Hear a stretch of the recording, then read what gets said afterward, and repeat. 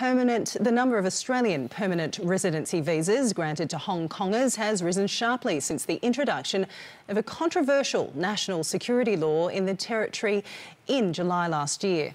The data was obtained exclusively by SBS under the Freedom of Information Act, and some immigration experts say it's a trend they expect will continue.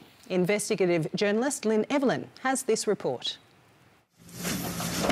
Keith is getting ready for his big move. He's among a wave of Hong Kongers who have had their permanent residency or PR visas approved in recent months. He works as a registered nurse in the city and hopes to bring his expertise tackling the COVID pandemic to Australia. It was very exciting because I thought their visa would be suspended till the mid-2021 because of the COVID situation. Data obtained under FOI from July to November last year found the Home Affairs Department granted 1,849 PR visas to Hong Kongers, an increase of 26% compared to the previous 5 months.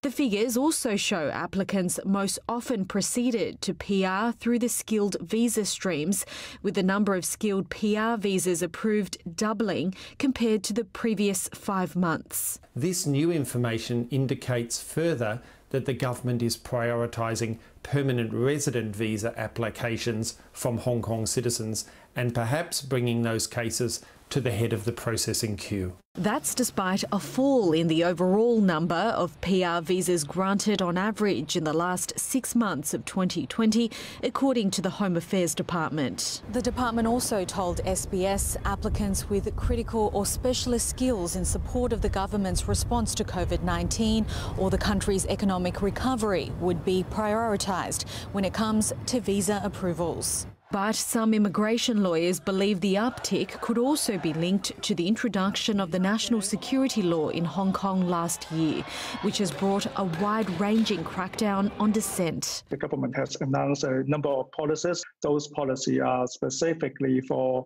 applicants from Hong Kong or students. So certainly I would not say it's just a coincidence. The federal government offered visa extensions to Hong Kongers on skilled and graduate visas in Australia and created incentives for businesses in the territory to move their operations here last year.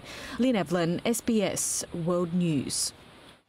And that story was researched and produced in collaboration with Yu Hua Lin and Tracy Lo from SBS Chinese. NASA has released breathtaking video capturing the arrival